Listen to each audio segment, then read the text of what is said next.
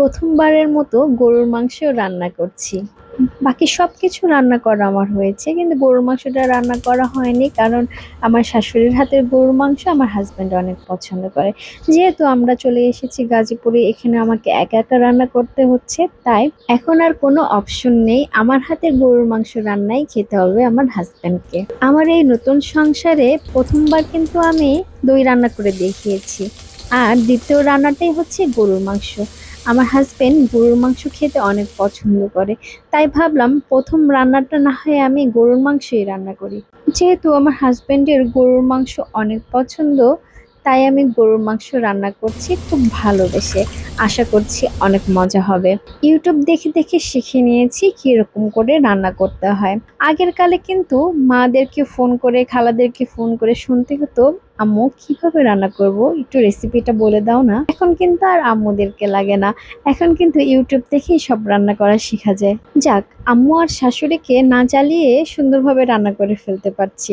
আমার রান্না দেখে তো আমি নিজেই অবাক হয়ে যাচ্ছি, আমি প্রথমবারের মতো এত সুন্দর করে কিভাবে রান্না করতে পারছি। আচ্ছা যাই হোক, নিজের প্রশংসা আর নাই করি, কালারটা কিন্তু খুব সুন্দর এসেছে। আমি অনেকবার নেড়ে চেড়ে কষিয়ে নিচ্ছি গরুর মাংস। গল্প করতে করতে ভুলেই গেছি যে আমি ঢাকায় নেই, আমি গাজীপুরে একা একা রান্না করছি। আগে তো শাশুড়ির সাথে মিলে ঝিলে রান্না করতাম, এখন একা একা রান্না করার অভিজ্ঞতাটা অন্যরকম হচ্ছে।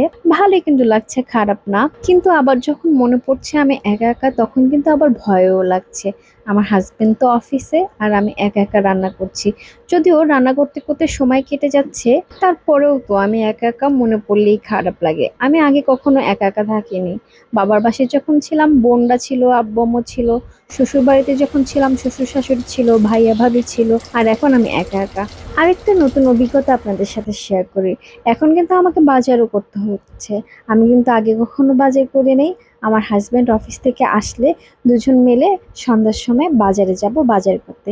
টুকটাক যা লাগে, দুজনের রান্নায় বেশি কিছু লাগে না।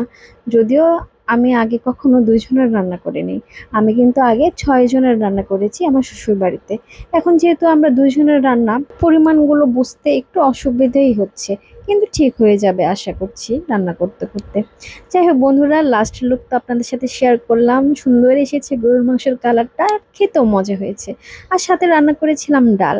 এই ছিল আজকের আমার সংসারের প্রথম রান্না বান্না। আপনাদের সাথে শেয়ার করলাম, কেমন হলো জানাবেন অবশ্যই। আর এখন বিদায় নিয়ে নিচ্ছি বন্ধুরা, আল্লাহ হাফেজ।